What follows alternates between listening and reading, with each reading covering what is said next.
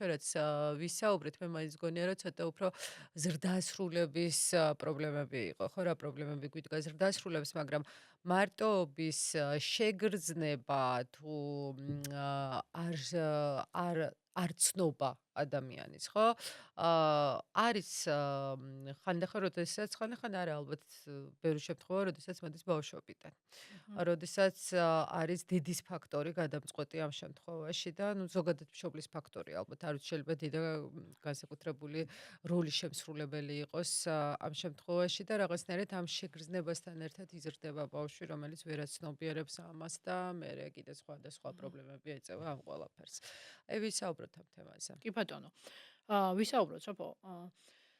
ყველაზე ღირებული აა ნაწილი, აი მარტოობის არის შემდეგი, რომ ადამიანს მარტოობის განცდა, ყველაზე ღრმა მარტოობის განცდა უჩნდება ბავშვობის პირველ თვეებში. მოდი ვთქვათ, აი ესე ძალიან უხეშად პირველი 8 თვის განმავლობაში, დაბადებიდან პირველი 8 თვის განმავლობაში ბავშვმა შეიძლება ეს უკვე გამოცადოს. და რას ნიშნავს ბავშვის შრეზე, ანუ განუვითარებელი ტვინის შრეზე მარტოობის განცდა. აა როდესაც ბავშვი პირველ მუცლიდან გამოსვლის შემდეგ პირველ უხერხულობას გრძნობს, იმიტომ რომ ის ფაქტიურად ჰარმონიიდან და სამოთხიდან მოვიდა, სადაც ყველაფერი ყოველთვის ჰქონდა და მიეწოდებოდა. ის აღმოჩნდა გარემოში, სადაც მას შეიძლება შეცივდეს ან დაცხეს, სადაც ის შეიძლება შიმშილი, ასე ვთქვათ, დაემუქროს ან განიცადოს ეს შიმშილი, ან უბრალოდ იყოს ეს გარემო გადატვირთული რაღაცეებით, არ ვიცი, ხმებით, იმპულსებით, ვიზუალებით, რომელიც მას საერთოდ არ სიამოვნებს და ვერ აკონტროლებს, ხო? ამიტომ ბავშვი ხდება ქაოსში. ჰარმონიიდან ქაოსში. ამ ქაოსში მისთვის ყოფნა პირველივე დღიდან არის ძალიან უხერხული. და არის ძალიან ისეთი სიტყვა მინდა ქართულად მომძებნო, ანუ უცხო. ანუ მისთვის ეს არ არის ჩვეული მდგომარეობა, საიდანაც ის მოვიდა. აქედან გამომდინარე, იმ ქაოსის მოწესრიგება მისთვის ასოცირებული არის იმასთან, თუ რამდენად დაუკმაყოფილდება მას მოთხოვნები. Okay, პირველი მოთხოვნები, რა თქმა უნდა, არის ფიზიოლოგიური მოთხოვნები მისი. ამიტომ აი ამ პირველ ეტაპზე მისი მოთხოვნების დაკმაყოფილება რაც შეიძლება სწრაფად და რაც შეიძლება ხარისხიანად. ეს იქნება ტემპერატურა, ეს იქნება მის სტირილზე ან სტრესზე რეაგირება, ეს იქნება მისი კვება, ეს იქნება ნებისმიერი მოთხოვნილება, რომელიც შეიძლება გააჩნდეს, ხო? მუდმივად უნდა ყავდეს ადამიანი, რომელიც მყისიერ პასუხს გასცემს იმაზე. ეს მყისიერი პასუხი მისთვის არის ასეთი სიგნალი, რომ იცი რა, სამყარო შენ ხედავს, სამყარო შენი ესმის და სამყარო შენ არ ჩაგაგდებს ცუდ მდგომარეობაში, იმიტომ რომ სამყარო არის ის ადგილი, სადაც შენ ხარ მიხედული და ნაპატრონები. მოდი ცოტა შორს წავიდეთ ახლა და გადავიდეთ სადღაც, არ ვიცი, თუნდაც 2-3 თვის ასაკიდან, მაგრამ უფრო შემდგომაც, როდესაც ბავშვი დედის სახეს უყურებს. და უმეტესწილად დედასთან ხდება ხოლმე, თუ კი დედა რა თქმა უნდა იმ სურათში არ არის რაღაცა პრობლემის გამო, დედის შემცვლელ ფიგურას ვეძახით ამას, რომელსაც მნიშვნელობა არ აქვს, რა სქესი ექნება და რა გენდერის ადამიანი იქნება. როდესაც ის თავის მზრუნველს სახეში უყურებს და ბავშვი შეგრძნებებს გამოხატავს, ოღონდ გამოხატავს ემოციებს, შეიძლება ეს იყოს ბრაზი, შეიძლება იყოს ფრუსტრაცია, საკვები არ მოეწონა, შეიძლება იყოს ღიმილი, ხო? შეიძლება იყოს ღიღინი, კომუნიკაციის მცდელობა. ნახე როგორი რაღაც ხდება. დედა ამ დროს უნდა უბრუნებდეს ისეთ პასუხს, ანუ ფაქტურად თვითონაც უღიმოდეს, თვითონაც მის სტრესზე რეაგირებდეს, თვითონაც მის გაბრაზებაზე დაუყვავოს, ხო, აი მე რამ გაგაბრაზა, დაუკმაყოფილოს და უშუალოდ ის ნაწილი, რამაც ეს ბავშვი გააბრაზა, ხო? ნახე, ეს თუ ხდება, ბავშვს აქვს შეგრძნება, რომ ის რაღაცას წარმოადგენს. ანუ აი ხლა ამ სიტყვებით რომ ამბობ რომ ბავშვს ეგრძნება რომ ის რაღაცას წარმოადგენს, ხო ცოტა თითოეულ ისეთია, რა ქვია, მიუსადაგებელია ბავშვის განცდასთან. მაგრამ ბავშვს აქვს განცდა რომ ის ლეგიტიმურია. ანუ მისი პროტესტიც ლეგიტიმურია, მისი ღიმილის ლეგიტიმურია. რატო? დაუდასტურა ვიღაცამ გარედან ეს ყველაფერი, იცი? ანუ კი არ დააიგნორა და ბავშვი კი არ დატოვა ამ გრძნობასთან. არამედ ამ შეგრძნებებზე პასუხი გასცა მას. ფაქტიურად ანიშნა რომ შენ ცოცხალი ხარ. და ანიშნა რომ შენ ხარ პიროვნება. ცოტა უფრო მეტად რო იზრდება ბავშვი და რა თქმა უნდა მეტყველებას იწყებს იქ ბოდიალს, ბარბატს, აქეთ-იქით სამყაროს კვლევას, აი ამ დროსაც ძალიან ღირებულია, რომ ბავშვის ნებისმიერი შეგრძნება, ბავშვის ნებისმიერი, არ ვიცი, მიმიკა შეიძლება შენს მიმართ მიმართული, მომართვა, შენთან კომუნიკაციის მცდელობა იყოს დაჯილდოებული. მე არ გეუბნებით, რომ ყველაფერზე თავი უნდა უქნიო, მაგრამ აუცილებლად ყურადღება უნდა მიაქციო და როგორც უფროს ადამიანს არ დააიგნობრებ გვერდიდან, ან დაუშვათ უხეშად არ დაელაპარაკები, თუ რა თქმა უნდა, რაღაცა გარკვეულპირობ იმაში, რა ქვია, სიტუაციაში არ ჩავარდი, ხო? ბავშვი ყოველთვის უნდა შეიმჩნიო. ის ნივთი არ არის. როგორც კი შენ ბავშვს იმჩნევ და მას ეპასუხები და მას პასუხობ მის მოთხოვნაზე, ასე თუ ისე, მაგრამ უპასუხოდ არ ტოვებ. ბავშვს აქვს შეგრძნება, რომ ის მარტო არ არის სამყაროსთან. თუმცა პასუხსაც გააჩნია ალბათ ამ მმ. შემთხვევაში და ფორმებს, იმიტომ რომ შეიძლება ბავშვი ეპასუხებოდა, მაგრამ ძალიან უხეში ფორმებით. კი ბატონო, რა ეგეც თქმა უნდა. მნიშვნელოვანია. თვითონ ბავშვი აი როგორ კი თქვი პრინციპში უკვე, მაგრამ მაინც აი გარე სამყაროს თან მიმართებაში რო ვისაუბროთ, ანუ რაღაცნაირად მისი რეაქციის მეშვეობით, ანუ სხვისი რეაქციის მეშვეობით იწყებს თავის აღქმას. კი, ზუსტად ეგრეა. ზუსტად ანუ არა ესეა. მხოლოდ დედის, არამედ გარემოცვის კი მთლიანად, ბატონო. ხო? დედისგან იწყება, ანუ მზრუნველისგან, პირველად მზრუნველისგან იწყება ეს და შემდეგ უკვე ვრცელდება მთელ საზოგადოებას. 11 თვის ასაკიდან, უფრო მეტად 11 თვის ასაკში ბავშვი ანსხვავებს თავის თავს და სამყაროს. მანამდე ის შერწყმულია სამყაროსთან. 11 თვის ასაკში მან იცის მეის კონცეფცია უკვე აქვს, რომ ეს არის მე ვარ და ის დანარჩენი ადამიანები არიან, ხო? აქედან გამომდინარე 11 თვიდან, ასე ვთქვათ, ბავშვს უკვე ნელ-ნელა უყალიბდება ის თუ თვითონ ვინ არის. მაგრამ თვითონ ვინ არის ის რომ გამოიკვლიოს ამისთვის, ასე ვთქვათ, გონებრივი მონაცემები არ ყოფნის, იმიტომ რომ ცნებები ტვინი არაა განვითარებული ამდენად. აქედან გამომდინარე, ბავშვს ის თუ ბავშვი ვინ არის, ბავშვს უდასტურებს თავისი გარემო ვინ არის. Okay? მას ეუბნებიან, რომ ნახე შენ რა კარგად გამოგივიდა ცოცვა, ვაიმე რაღაც არ ვიცი ლექსი თქვი, შეფოთქა, უი რა კარგი ხარ შენ, ნახე როგორი წესიერი ხარ, როგორ დამეხმარე რაღაცის გაკეთებაში, ან სირბილი რა კარგად დარბი ხარ, ბურთს ფეხს როგორ ურტყავ, ან კეთილი ხარ შენ ძალიან, იმიტომ რომ ნახე ბავშვს რაღაცა გაუზიარე და არ ეჩხუბე, შეიძლება პირიქით რომ ბრაზიანი ხარ და მაჩხუბარი და ამის არის რა ქვია ხარ, რა წესი იყო რომ ბავშვს ეჩხუბე ან დაარტყი, ხო ეს ხო არ შეიძლებოდა. აი ეს ყველაფერი, რომელსაც ბავშვს ეუბნებიან, ბავშვი ყურებს მიღმა, კი არის სხლიტავს, თუმცა შეიძლება ჩანდეს, რომ მართლა ესეა. ითავისებს და იშინაგნებს და მას ნელ-ნელა ექნება თავის თავზე წარმოდგენა, კონცეფცია, რომ მე არა ვარ მაჩხუბარი, ან პირიქით მაჩხუბარი ვარ, მე კეთილი ვარ, მეგობრებს უნაწილებ ხოლმე, რაც მაქვს, ხო? მე წესიერი ვარ, მე დედას ვეხმარები ხოლმე, ან მე ძალიან ხმაურიანი ვარ და რაღაცა ღვთისპირიდან გადავარდნილი ვარ, იმიტომ რომ ყველა ესე მეუნება, რომ საშინელი ცელქია, ხო, მე ცელქი ვარ და ასე შემდეგ. ბავშვობიდან გადავდივართ უკვე, ასე ვთქვათ, დიდასაკში, მივდივართ საბავშვო ბაღში და სკოლაში, აქ უკვე მასიურად ხდება ადამიანის დაბომბვა იმით, თუ ის ვინ არის. სხვა კონცეფცია შემოდის. კი, რეალურად სხვა აბსოლუტურად. მოთხოვნები შემოდის უკვე კი. ოჯახიდანაც, საზოგადოებიდანაც და აქ კი. ხდება არ მოწონების თება ძალიან ხშირად. კი ბატონო. ანუ თუ მე არ მეგულება ოჯახი, ნუ იშვიათი გამონაკლისის გარდა, რომ აი მას აქზე რომელზეც ჩვენ საუბრობდით, სადღაც 6 წლამდე დაახლოებით, ყველა ტაშს არ უკრავდა ჩვენ შვილებს და ყველაფერი არ მოგწონდეს, რასაც არ უნდა აკეთებდეს, ხო? მაგრამ მე უკვე შემოდის სხვა სოციალური სტატუსი, მოდი ესე დავარქვათ ბავშვის, კი. რომელიც გადადის ნელ-ნელა ზრდასრულობაში და იქ მე შემოდის მშობლის მოთხოვნები, რა ვიცი, სკოლის მოთხოვნები, უნივერსიტეტის მოთხოვნები და ეს მოწონება, რომელიც არის ზოგადი და აღფრთოვანება, ესე ვთქვათ, შენი პიროვნების მიმართ უკვე გადაიზრდება ხოლმე არ მოწონებაში და აი აქ მინდა შემიცნონ თემა შეიძლება სადღაც გამოვიდეს უკვე. სავარაუდოდ კიდე ცოტა უფრო სადღაც თინეიჯერობის ასაკიდან იწყება ალბათ ეგ შეგრძნებები, რომ მინდა შემიცნონ, თუმცა მანამდე კიდე სხვა ფაქტორები ძლიერდება. კი. ადამიანის ერთ-ერთი მთავარი მოთხოვნილება ამ ქვეყანაზე მოვლინების შემდეგ არის მოთხოვნილება, რომ ვიღაცამ შეიმეცნოს ის ისეთად, როგორადაც ის არის, ან თავი წარმოუდგენია. ეს შემეცნება ხდება ახლო ურთიერთობებში, ჩვენ აღვწერეთ ინტიმური ურთიერთობა, მეგობრული ინტიმი, საუბარი, ასევე ეს შემეცნება ხდება ძალიან ტრივიალურ ყოველდღიურ ურთიერთობებში, სოფო. იმიტომ რომ ადამიანმა თავისი თავი თვითონ რომ შეიმეცნოს, ამისთვის ხანდახან ჭირდება გარემო. ანუ არის ესენი მეცნიერი დანზაჰავი, თუ არ ვცდები ჰოლანდიელია, რომელიც ამბობს, რომ ადამიანს აქვს ორი მე. ერთი მე არის მისი მოცემული მე, ანუ მისი თვისება, მისი უნარი, რომ განასხვავოს თავისი თავი და შეიგრძნოს, რომ ეს თვითონ არის და ცხოვრება რაც ხდება, მის თავს ხდება. ანუ ერთი უწყვეტი მეა. ანუ გუშინ სხვა პიროვნება არ ვიყავი, დღეს სხვა არა ვარ და გუშინ წვი სხვა არ ვიყეს, ეგ სხვა არ ვიქნები. არა.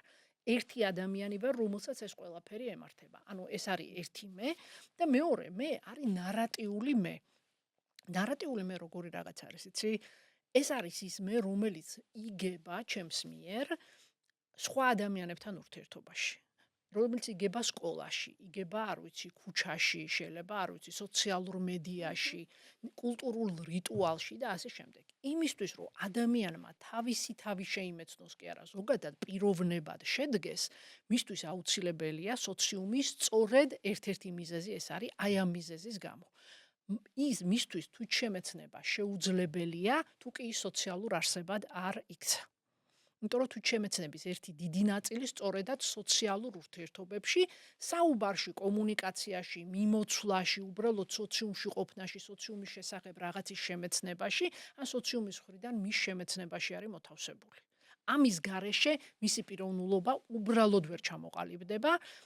იმ ადამიანს შეიძლება მეტყველება ვერ ისწავლოს და არ ვიცი, იყოს ტყიური, ანუ იყოს არსება მაინც ადამიანი მოცემულობით, მაგრამ მისი პიროვნულობა და ცნობიერება ისე ვერ შედგეს, როგორც ჩვენ დავუშვათ ჯანმრთელობის კრიტერიუმებში მას ვათავსებთ. ასე რომ ადამიანის მიერ ორი მხრივ ხდება საკუთარი თავის მეს აგება. ერთი მხარე არის მისი შინაგანი სამყარო და საკუთარ თავთან ურთიერთობა, საკუთარ სხეულებრივ მონაცემებთან, საკუთარ ასე ვთქვათ შიდა შეგრძნებებთან, საკუთარ დაკვირვებებთან, საკუთარი თავის შესახებ ფიქრებთან, ემოციებთან. ეს ერთი ნაწილია, რომელშიც ადამიანი იხარშება და ამ მხრივ მუშაობს. მეორე აუცილებელი ნაწილი მისი პიროვნების და იდენტობის ჩამოსაყალიბებლად, ეს არის ადამიანის ურთიერთობა მის სოციალურ გარემოსთან. ხო, მაგრამ შემდეგ უკვე შემოდის აი ესეთი ფაქტორი, რომ არასწორად დანახვას, ანუ გაშევინიღე, რაღაც ამ საზოგადოებას მოვერგე და ასე შემდეგ, მაგრამ რაღაცა მომენტში ხვდები, რომ მაინც ეს ადამიანები მეს ვერ გრძნობენ ჩემსას. ანუ ის ვინც ვარ, ვერ ვარ. ამიტომ მიჩნდება მე უკვე მარტოობის შეგრძნება, ხო? ამიტომ უკვე გაუცხოება მემართება ოჯახთანაც, საზოგადოებასთანაც, მეგობრებთანაც და ყველასთან, ხო? და ეს შეიძლება იმდენად მტკივნეული იყოს, რომ ჩემს ვეღარ ვაჩენ. ან თუ გამოვაჩენ, ვეღარ მიიღებენ და ამაში ვარ დარწმუნებული, რომ საერთოდ მირჩევნია, რომ საერთოდ არ შემიმეცნონ და რაღაცნაირად უკანა ხაზზე ვიდგე ძალიან გაფერმქთარებული, შეუმჩნეველი და ჩემში გულჩათხრობილი, ასე ვთქვათ და საერთოდ არ მივიღო არავინ, ვისაც შეიძლება ეს თემა გაუზიარო, იმიტომ რომ მეგონებს, რომ ვერავინ ვერასდროს ვერ მიიღებს ჩემს მეს. კი. ესეა? ეს არის ყველაზე შენ ახლა აღწერე ყველაზე მძიმე მარტოობის ფორმა. ეს არის საკუთარ თავზე და საკუთარ ავთენტურობაზე უარის თქმის შედეგად მიღებული ძალიან დიდი მარტოობა. ბოდიში, მაგრამ ძალიან ბევრი ადამიანი ცხოვრობს ამ ფარში. კი. ჩვენი საზოგადოებიდან გამომდინარე. კი. იმ 4 მილიონიდან გამომდინარე, რომელშიც ჩვენ ვარ და არც ვართ 4 მილიონი, ხო? კი. იმ რაღაცნაირი ტრენდული სტერეოტიპებიდან გამომდინარე, რომელიც ძალიან მტკივნეული არის ძალიან ბევრი ადამიანისთვის. იმ რიტორიკიდან გამომდინარე, რომელიც ჩვენ გვესმის მედიიდან თუ სოციალური მედიიდან გრძნობთ ამ ყველაფერს. ხო, აი რა უნდა ქნას ასეთმა ადამიანმა? ჩვენ ვისაუბრებთ მაგაზე ბოლოში, რომ აი გამოსავალი რა არის, პირველი ნაბიჯები როგორი არის, მაგრამ რჩებიან უმრავლესობა, აი ხედავ რიგ ადამიანებს, რომლებიც აი ამ ფარში და სოციალურ მედიამ გააძლიერა ეს სხვათა შორის, აი მე მაქსიმალურად ვცდილობ, რომ ვიყო ავთენტური, გამომდის, არ გამომდის, მე არ ვიცი. მაგრამ ვცდილობ რატო ზარმაცი ვარ, მეზარება ფარში ცხოვრება, მინდა ვიყო ისეთი, როგორიც ვარ და ამიტომაც მგონია, რომ ცოტა არასაინტერესო ვარ შეიძლება ადამიანებისთვის, ჩემი პირადი ცხოვრებით და ჩემი რაღაცა გამოწვევებით და ასე შემდეგ, ხო?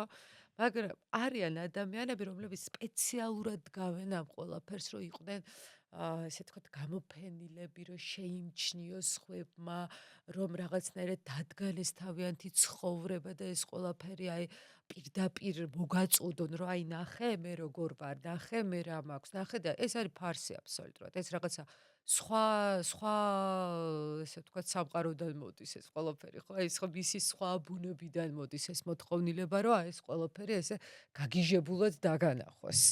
არაბუნებრივია ეს და დღეს ანუ ჩვენ ამას ხვდებით და მგონია რომ სოციალურმა მედიამ რაღაცა მეტად შეუწყო ამ ყველაფერს ხელი. სოციალურმა მედიამ ამის დემონსტრირებას შეუწყო ხო, მაგას ხელი ვიცი. და არა მისთვის შინაარსის მიცემას. ნახე როგორი რაღაც არის ადამიანი, როდესაც საკუთარ თავზე ისეთზე, როგორიც ის ნამდვილად არის. აი, თვალებს რო დახუჭავს ძილის წინ და როგორადაც თავის თავს შეიგრძნობს, თავის სურვილებს შეიგრძნობს, თავის ფიქრებს, ემოციებს, ნამდვილ ოცნებებს, ნამდვილ გეგმებს, ნამდვილად მოსაწონი როგორ არის ის თავისი თავისთვის, ხო?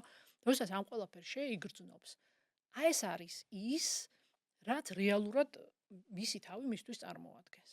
მაგრამ რო დაეძინება და დილით რო გათენდება, აი ამ შეგრძნების, ამ თავის თავადობის რა ნაწილის გაზიარება შეუძლია სამყაროსთვის, როდესაც სახლიდან გავა, ან სახლიდან არ გავა, თუნდაც ონლაინ, ხო? ეს არის ძალიან მნიშვნელოვანი რაღაც. ჩვენი ტიპის ქვეყნებში, ანუ არადემოკრატიულ უკვე ქვეყნებში, რომელიც ტოტალიტარიზმისკენ არის მიდრეკილი და რომელსაც აქვს ძალიან ანტიჰუმანური, ანტიადამიანური პროპაგანდა. რომლის პროპაგანდა არის გათვლილი იმაზე, თუ ადამიანები სად წამოაგოს და ადამიანები, ასე ვთქვათ, როგორ ამოიეღლიავოს მათი მიმართებები, მათი ღირებულებები და შიშები თავის და სასარგებლოდ. ხო, აი ასეთი ტიპის ქვეყნებში ადამიანებისთვის ავთენტურად ყოფნა არის ძალიან რთული. ადამიანებს ერთულებად, ადამიანებს ეშინიათ, რომ ემანდ ის ნაწილი მისი, ის თვისება, ან თუნდაც ის სურვილი, ქოშერული რო არ აღმოჩნდეს და ასე ვთქვათ, გადააბიჯოს რაღაცა დამაქცეველი, უაზრო ტელევიზიებით გაჟღერებულ პოსტულატებს, ხო? ამ შემთხვევაში რა ხდება იცისოფო? მარტივად შენ რო შენს თავზე უარ სიტყვი, ვინც შენ ხარ, იმას ღრმად სადღაც ჩაჩურთავ ან დაასაფლავებ, შენ დაგრჩენია ერთადერთი გზა. რომ რაც შეიძლება ხმამაღლა დადგა ის სპექტაკლი, რასაც შენ დაარქვი ფარსი ცოტა ხნის წინ. იმიტომ რომ ეს არის დაცვის მექანიზმი. იმიტომ რომ ამის ჩაჩურთვა და დასაფლავება კიდე არ ნიშნავს იმას, რომ თავისიანად მიგიღეს. ან დაგიჯერეს, რომ შენ მართლაც და არ ხარ რაღაც და რაღაც თვისებების მატარებელი, ხო? აქედან გამომდინარე, შენ უნდა დაარწმუნო ეს ადამიანები და პირველ რიგში შენ უნდა დაარწმუნო შენი თავი, რომ შენ თავი კი არ უარყავი, შენი თავი, ანუ ის ცნობიერება, მოცემულობა, ის რაც რითაც შენ მოხვედი ამ ქვეყანას, რითაც შენ, ასე ვთქვათ, რომ განგებამ ღმერთმა შენ რაც გაჩუქა, ეს კი არ გადააგდე. არა, არ გადაგიგდია. უბრალოდ ნახე შენ თურმე სხვანაირი აღმოჩნდი.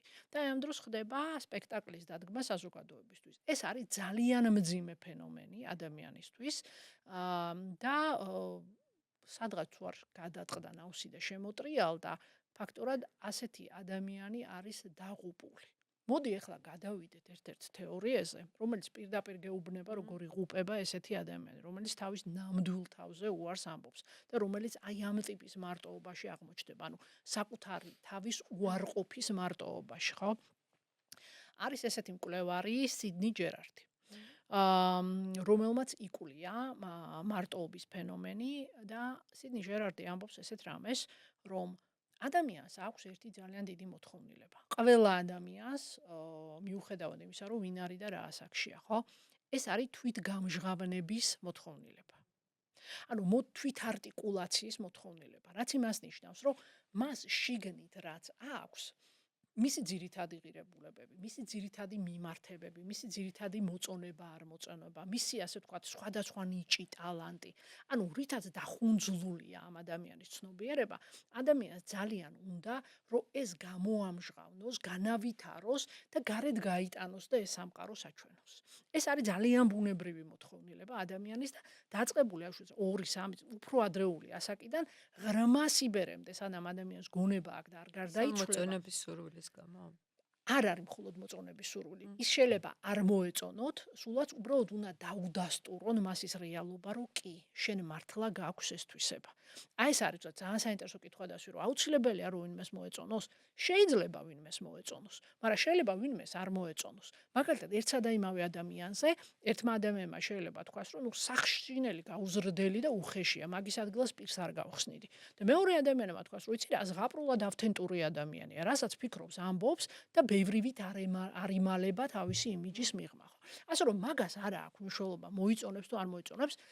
ადამიანს უბრალოდ აქვს ეს მოთხოვნილება, რომ თავისი სამყარო კარგად გაიცნოს და ეს გაცნობილი სამყარო გარეთ გამოამზეუროს და ამ სამყაროს გაცნობა, თავისი სამყაროს გაცნობა და განვითარება გააგრძელოს, როცა ის უკვე გამჟღავნებული აქვს სოციუმში, okay? აი გამოფინოს თითქოს და აი ამ გამოფენილზე ვის რა რეაქცია ექნება, აი ამ გამოფენილ შინაარსების განვითარება იქით ისაქნას, რა ქვია, წაიყვანოს და არა მხოლოდ თავის თავში ჩაკეტოს, ხო?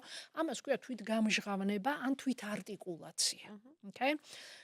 ეს არის ძალიან დიდი მოთხოვნილება.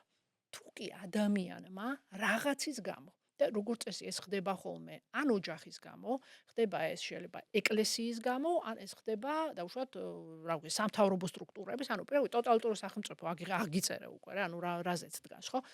თუ კი რომელიმე ამ ინსტანციის გამო ამ ადამიანმა უარი თქვა თვითგამჟღავნებაზე და ეს ნაწილი უბრალოდ გვერდზე გადადო და თქვა რომ ეს არ მოხდება სანამ ეცოცხალი ვარ. ის მიდრეკილი არის ძალიან ბევრი ფიზიკური დაავადებისკენ. ანუ რო გითხრა მარტივად მექანიზმი არის შემდეგი, მისი იმუნიტეტი იკლებს და ფუჭდება, მისი სტრესი ადის ზევით და ორგანიზმს აღარ აქვს უნარი, რომ გაუმკლავდეს იმ დაავადებებს, რომელსაც ადრე ბუნებრივად შეიძლებოდა რომ გამკლავებოდა. ფაქტურად ეპატიჟება დაავადებებს მოდი დამეუფლეთ და მომკალით, ხო? აღარ ვამბობ მე მის ფსიქოლოგიურ და ფსიქიატრიულ ყოფაზე. იმიტომ რომ მას ექნება საოცარი პრობლემები, აი ენითაღუწერელი პრობლემები, თუკი ფსიქეში, თუკი მან გადაწყვიტა რომ ის თავისი თავი, რომელიც არის, გამჟღავნებას არ იმსახურებს და ასე ვთქვათ, მუდმივად გალიაში გამოკეტილი უნდა ყავდეს. ხო, თუმცა ინახე ისევ სოციუმს რო დაუბრუნდეთ, ანუ მედია, სოციალური მედია გთავაზობს თავის მეტრიკას, ხო? იქ არის ლაიქები, იქ არის შეარი, ანუ მოდი ქართულად ვთქვათ, ხო, რაღაცა გაზიარება და ასე შემდეგ რა. რაც უფრო ბევრი გაქვს ნახვა, რაც უფრო ბევრი მოწონება გაქვს, რაც უფრო ბევრი გაზიარება გაქვს, რაღაცა ეს თვითკმაყოფილება და მოწონების ესე ვთქვათ ფაქტორი, რა თქმა უნდა, გიკმაყოფილდება, მაგრამ მე ჩემ თავებიდან სხვათა შორის მოვიყვანო, ხო? ანუ სხვადასხვა დროს, განსაკუთრებით ერთ პერიოდში, როცა ვიყავი თანამდებობის პირი და ადრეულ ჟურნალისტიკაში, სოციალურ მედიაში მყავდა ძალიან ბევრი მეგობარი, რომლებიც კომენტარსაც მიწერდნენ, აზიარებდნენ კიდევაც, მიწონებდნენ ყველაფერს აბსოლუტურად და ესეთი ძალიან მსუყე, ესე ვთქვათ, აღიარება მქონდა ამ კუთხით. რაღაცა წლების შემდეგ და ახლაც მიმდინარე ესე ვთქვათ მომენტში ეს ყველაფერი არის ძალიან საგრძნობლად შემცირებული ჩემთან. იყო მომენტი ძალიან გულწრფელად ვამბობ, რომ ვერ მივხვდი რა ხდება.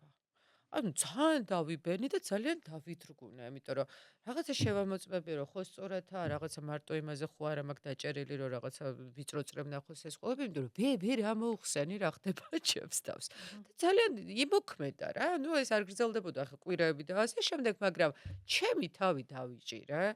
იმაში რომ რაღაცა ერთი მოწონებისა თუ ერთი შეარის გულისთვის მე ცოტა შეშფოთებული ვარ და ჩემი ესე ვთქვათ მე რაღაცნაირად აღარ მომეწონა რომ რას ქვია ხა აღიარება და ეს ჩემი აზრების გაზიარება როგორ ვერ ხდება თუ ასე შემდეგ ხო და მე გადავაფასე ეს ყველაფერი და მივხვდი რაც ხდება ჩემს თავს და როგორ ხდება და ასე შემდეგ და გავაგრძელე ცხოვრება მაგრამ რატო ვიზახე ხა ჩემ მაგალითად მაგალითად არის Black Mirror-ი ესეთი სერიალი არაჩვეულებრივი ვისაც ნახი არ გაქვს შეგძლიათ ნახოთ და ერთ-ერთი სერია არის შავი სარკე მოდი ქართულად ასე თქვა ერთ-ერთი სერია არის ზუსტად ამაზე რომ სოციალურ მედიაში სოციალურ მედიაზე არის დამოკიდებული ადამიანების სიცოცხლე ხო ანუ იმ მოწონებებზე არის სიცოცხლის ხანგრძლივობა დამოკიდებული, ხო? და ნაჩვენები არის როგორ მიდის ბრძოლა, ესე ვთქვათ, ამ სტატუსებისთვის, რომ მოწონებებისთვის და ასე შემდეგ, რომ მაქსიმალურად ბევრი წელი იცხოვროს ადამიანმა და როგორ აკლდება სხვას სიცოცხლე და როგორ კარგავს ის ადამიანობას თუ სხვა ადამიანობას თუ ასე შემდეგ. რეალურად ამ ეპოქაში ვართ. ანუ შენ თუ რაღაცა ფარში არ მიიღე მონაწილეობა ფარში, ხო? შესაბამისად, აი სტატუსობრივად ვეღარ ახარ რა, ისე როგორც უნდა იყო და მთელ მსოფლიოში ასე მე არ ვიცახ მარტო ქართულ საზოგადოებაზე, მაგრამ იჩაგრები რაღაცა მომენტში.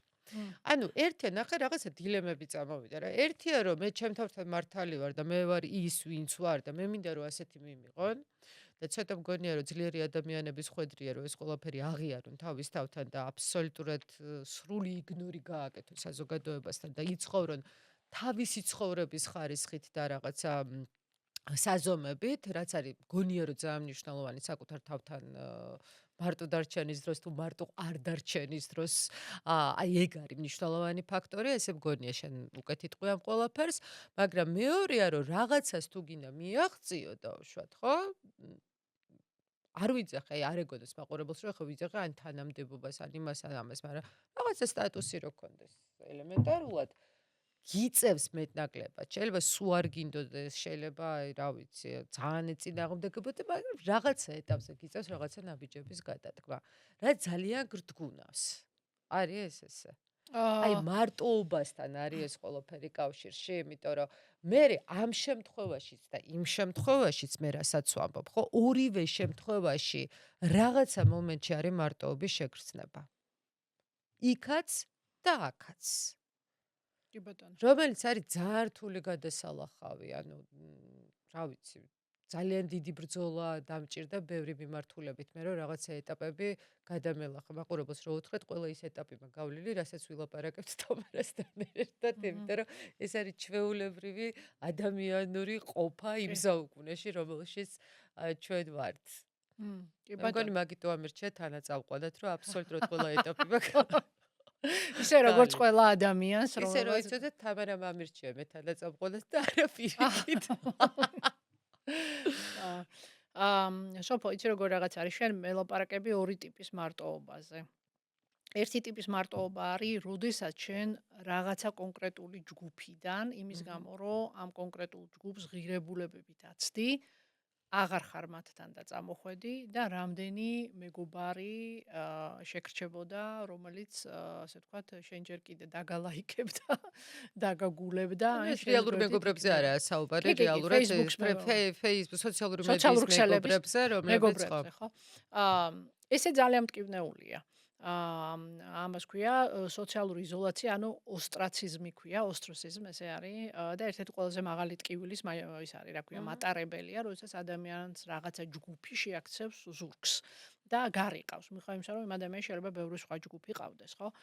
ესეც მარტოობაა და ძალიან მტკივნეულია. არა, ყველაზე დიდი მარტოობა მოდის მაშინ, როდესაც ადამიანი თავის ღირებულებებზე უარს ამბობს.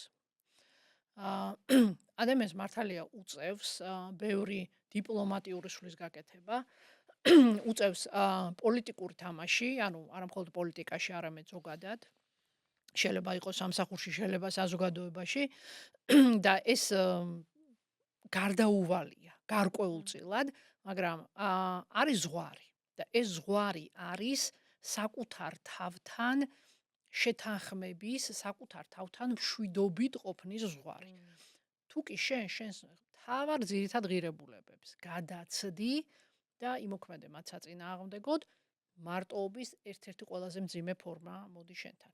ისე როგორც შენ ფაქტურად იგივეა რა საკუთარ თავზე უარის თქმა, იმიტომ რომ შენს ფუნდამენტს, შენს საფუძველს შეადგენს ზუსტადად შენი ძირითადი ღირებულებები და შენი ცხოვრების ფილოსოფია.